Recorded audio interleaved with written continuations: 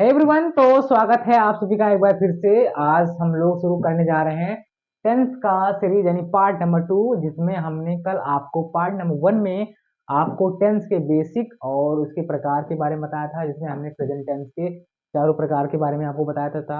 इसके present indefinite के एक मतलब एक सेंटेंस को हमने ट्रांसलेट करके बताया था। ठीक है, तो आज इसी को हम लोग कंटिन्यू करने वाले हैं, प्रेजेंट इंडेफिनिट टेंस को। ठीक है, तो चलिए स्टार्ट करते हैं। आज स्टार्ट करने से पहले हम आपको एक चीज और बता दें। ठीक है, टेंस जो आपका सेंटेंस जो होता है वो आपका होता है चार प्रकार का। पहला आपका होता है अफर्मेटिव सेंटेंस,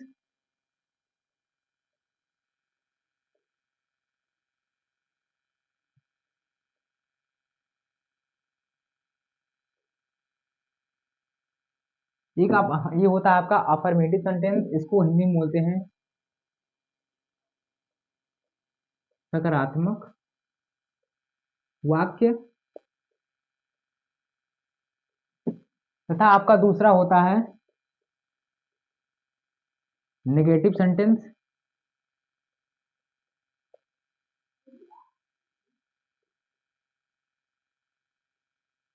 इसको बोलते हैं नकारात्मक सेंटेंस, नकारात्मक वाक्य। ठीक है, तीसरा होता है आपका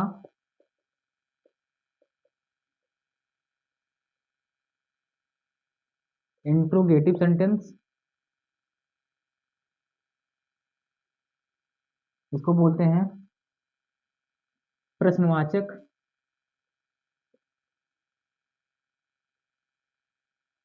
प्रश्नवाचक वाक्य। और चौथा होता है आपका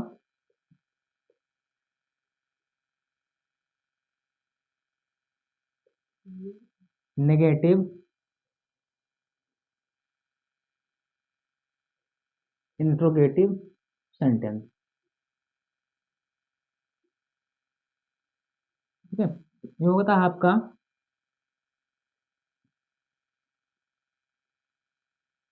नकारात्मक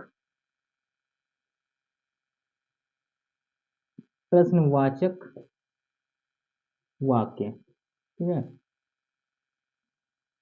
ये होता है सेंटेंस चार प्रकार का होता है। पहला होता है आपका अफर्मेटिव अफर्मेटिव और दूसरा होता है आपका नेगेटिव, तीसरा होता है इंट्रोगेटिव और चौथा होता है आपका नेगेटिव इंट्रोगेटिव। ठीक है, तो इसमें आज हम लोग अफर्मेटिव प्रेजेंट इंडेफिनिट के अफर्मेटिव सेंटेंस को हम लोग डिस्कस करने वाले हैं। तो चलिए इस पर हम लोग इस वजह से एग्जाम्पल हम लोग देख लेते हैं। ठीक है एवरीवन, तो आइए हम लोग प्रेजेंट इंडेफिनिट के अफर्मेटिव पे कुछ एग्जांपल देख लेते हैं। ठीक है, एग्जांपल हमने लिख दिया है, आइए इनको हम लोग ट्रांसलेट करते हैं। ठीक है, तो पहला सेंटेंस आपको दिया है, दिया गया एग्जांपल नंबर 1 दिया है कि राम अपने घर जाता है। ठीक है, तो हमने कल आपको बताया था सेंटेंस जो ट्रांसलेट करने का स्ट्रक्चर हमने आपको बताया था कल, क्या था वो कि सबसे पहले हम लिखेंगे सब्जेक्ट को लिखेंगे, प्लस लिखेंगे हेल्पिंग वर्ब को हेल्पिंग वर्ब को लिखेंगे, उसके बाद मेन वर्ब को लिखेंगे, उसके बाद हम लोग लिखेंगे ऑब्जेक्ट को। ठीक है, क्योंकि अब देखो यहाँ पर प्रेजेंट इंडेफिनिट में आपका हेल्पिंग वर्ब नहीं लगता है, केवल मेन वर्ब लगता है। ठीक है, और क्या लगता है कि अगर वाक्य सिंगुलर है,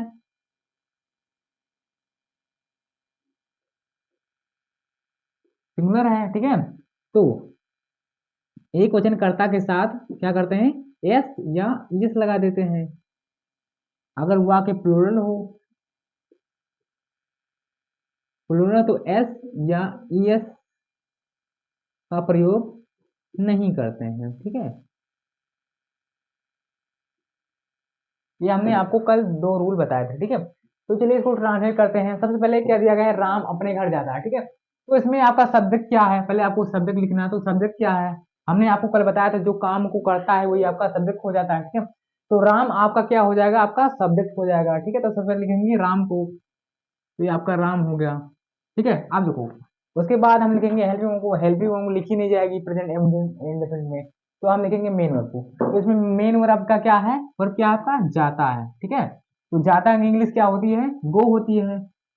अब हमने बताया था कि अगर वाक्य सिंगुलर है तो ईएस का प्रयोग होगा, क्योंकि राम सिंगुलर है तो यहाँ पर क्या प्रयोग होगा, ईएस का प्रयोग होता है। राम गोज, अब यहाँ पर टू का प्रयोग हुआ, गोज टू कहाँ जाता है, अपने घर, यानी हिज होम, या हाउस आप कर सकते हो, उसमें कोई दिक्कत नहीं है, ठीक है। दूसरा एग्जाम्पल है रामू खाना पकाता है, ठीक है। तो रामू आपका क्या होगा, सब्जेक्ट हो गया, तो यहाँ पर हम रामू को लिखेंगे रामू, ठीक है। अब यहाँ पर आपका क्या मेन वर्ब क्या है, मेन वर्ब पकाता है, ठीक है, यानी पकाता की इंग्लिश क्या होती है, कुक, ठीक है, कुक होती है। अब चूंकि रामू एक वचन है, ठीक है, तो यहाँ पर एस का प्रयोग हो जाएगा, रामू कुक्स क्या पकाता है, खाना पकाता है, ऑब्जेक्ट लिखेंगे, ऑब्जेक्ट क्या है, खाना, द फूड हो जाएगा आपका, ठीक है। ये आपका दूसरा सेंटेंस हो गया। तीसरा आपका क्या दिया गया कि हरि अपना कार्य करता है, ठीक है। तो हरि क्या हो गया, आपका सब्जेक्ट हो गया, तो हरि को लिखेंगे, हरि, हरि को लिखेंगे, ठीक है। अब यहाँ पर देखो, अब यहाँ पर आपका मेन वर्ब क्या है, कार्य करता है, यानी करना की इंग्लिश क्या होती है, डू होती है, ठीक है। अब यहाँ पर ईएस का प्रयोग होगा, क्योंकि हरि एक वचन है तो यहाँ पर डज का प्रयोग हुआ, तो हरि डज क्या करता है, अपना कार्य, यानी डज हिज वर्क हो जाएगा, his, Hari does his work हो गया, ठीक है। अब देखो चौथा आपका क्या है कि कभी रोज मंदिर जाता है, ठीक है। अब यहाँ पर कभी क्या होगा, आपका सब्जेक्ट होगा, तो यानी कभी आपका सब्जेक्ट होगा तो पहले लिखेंगे कभी को, कभी जाता है, अब जाता है एक वचन है तो यहाँ पर गोज हो जाएगा, गोज कहाँ जाता है, डेली मंदिर जाता है, यानी कि कभी गोज टू कहाँ जाता है, मंदिर जाता है, यानी ये हो जाएगा कभी गोज टू टेम्पल डेली। एक चीज आपको पता होनी चाहिए कि अगर किसी वाक्य में टाइम दिया होगा, टाइम दिया होगा तो टाइम को हमेशा पीछे लिखेंगे, टाइम को हमेशा पीछे लिखेंगे, ठीक है। ये हो गया आपका। पांचवा आपका दिया है रोहित फूल तोड़ता है, ठीक है। अब रोहित आपका क्या होगा, सब्जेक्ट हो गया, यानी रोहित, तो रोहित, ठीक है, रोहित हो गया। अब यहाँ आपका वर्ब क्या है, तोड़ता है, तो तोड़ता इंग्लिश क्या होती है, प्लक होती है, ठीक है। अब चूंकि प्लक यहाँ पर रोहित एक वचन है तो यहाँ पर प्लक्स हो जाएगा, क्या तोड़ता है, ऑब्जेक्ट, फूल आपका ऑब्जेक्ट हो जाएगा, तो यहाँ पर ऑब्जेक्ट प्लक द फ्लावर हो जाएगा आपका, ठीक है। छठवा आपका सैली किताब खरीदती है, ठीक है। तो सैली हो गई आपकी क्या, सब्जेक्ट होगी, तो सैली को लिखेंगे, सैली होगी। आप खरीदती आपकी क्या होगी, मेन वर्ब हो गया, यानी खरीदती इंग्लिश बाई। आपको यहाँ पर सैली एक वचन है तो यहाँ बाइज हो जाएगा, ठीक है। क्या खरीदी थे, किताब, द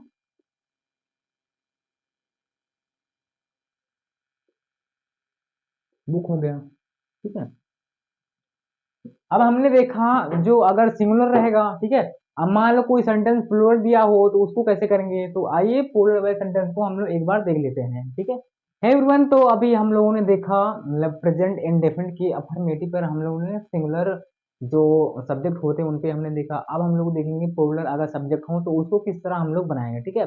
तो हमने प्लूरल सेंटेंस को कुछ वाक्य लिख दिए हैं, ठीक है। तो आइए इनको हम लोग ट्रांसलेट करते हैं, ठीक है। तो पहला सेंटेंस हमने लिखा है वह अपना घर साफ करते हैं, ठीक है। क्योंकि अब देखो वह एक क्या है, प्लूरल वाक्य है वह, ठीक है। तो इसको हम बनाते समय क्या करेंगे कि इसमें ईएस का प्रयोग नहीं करेंगे, ठीक है। तो चलिए इसको बनाते हैं हम लोग। क्या दिया गया है, वह अपना घर साफ करते हैं, नहीं वह की अंग्रेजी आपका क्या होगा, दे हो गया, दे, ठीक है। अब यहाँ पर साफ करने की अंग्रेजी क्या होती है, क्लीन होती है, दे क्लीन। अब यहाँ पर अपना है तो देयर के लिए अपने का प्रयोग देयर होता है, देयर क्या करते हैं, घर साफ करते हैं, दे क्लीन देयर हाउस, ठीक है। वह अपना घर साफ करते हैं, ठीक है। दूसरा दिया है तुम अपना पाठ याद करते हो। अब क्योंकि तुम भी क्या है, एक प्लूरल है, ठीक है। तो अब यहाँ पर इसको हम प्लूरल की तरह बनाएंगे, तो अब यू की अंग्रेजी क्या हो गई, तुम की अंग्रेजी क्या हो गई, यू हो गई, यानी यू, यू। याद करना की अंग्रेजी होती है लर्न, तो यू लर्न। क्या करते हो, तुम अपना पाठ याद करते हो, तो यू लर्न। अब देखो हमने क्या किया, पहले लिखा सब्जेक्ट को, हमने सब्जेक्ट को लिख दिया, ठीक है। हमने लिखा किसको, मेन वर्ब को, तो मेन वर्ब आपका लर्न हो गया, ठीक है। अब यहाँ पर अपना पार्ट, ठीक है, अपना पार्ट क्या होगा, आपका ऑब्जेक्ट होगा, तो यू लर्न योर लेसन, ठीक है। अब यहाँ पर देखो, क्योंकि यू होल्डर है, इसलिए हम लोग ने वर्ब की फॉर्म में यस का प्रयोग नहीं किया, ठीक है। अब देखो तीसरा सेंटेंस क्या दिया गया, मैं अपना खेत जोतता हूँ, ठीक है। अब क्योंकि मैं भी क्या है, एक प्लूरल है, मतलब बहुवचन है, तो अब मैं की अंग्रेजी होगी आई, ठीक, आई। अब यहाँ पर वर्ब क्या हो गया, हमने लिखा शब्द को, शब्द लिख दिया हमने, ठीक है। अब क्या मेन वर्ब को लिखेंगे, तो मेन वर्ब आपका क्या हो गया, जोतता, यानी ब्लाउज, ठीक है। ये जोतता की अंग्रेजी होगी। अब किसका खेत जुड़ता है, अपना खेत जुड़ता है, तो आई प्लस माई फील्ड हो गया, ठीक है।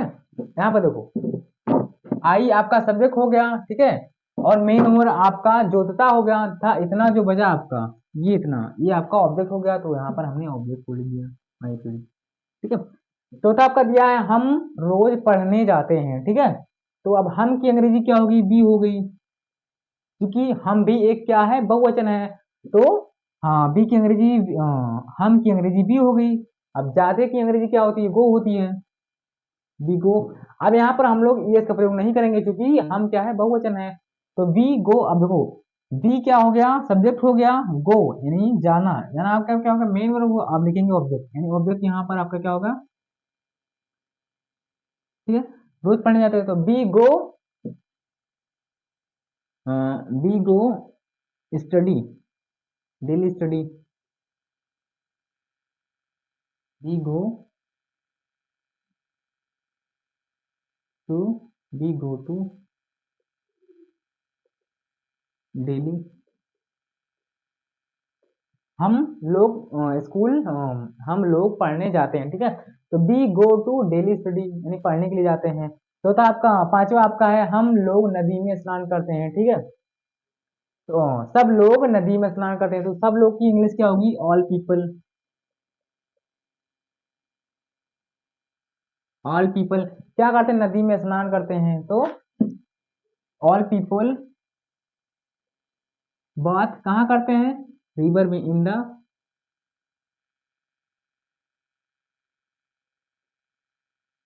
रिवर हो गया, ठीक है। अब छठवा आपका दिया गया है, वह एक घर बेचते हैं, ठीक है। तो वह क्या हो गया आपका, यानी बहुवचन हो गया, तो इसकी अंग्रेजी क्या होगी, दे, ठीक है। अब बेचने, बेचना आपका मेन वर्ब होगा, तो बेचने को इंग्लिश में कहते हैं सेल, दे सेल, क्या करते हैं, एक घर, दे सेल आ हाउस, ठीक है। ये हो गया आपका। तो मिलते हैं नेक्स्ट वीडियो में, और आज का वीडियो यहीं समाप्त करते हैं, मिलते हैं नेक्स्ट बार में, तब तक के लिए धन्यवाद।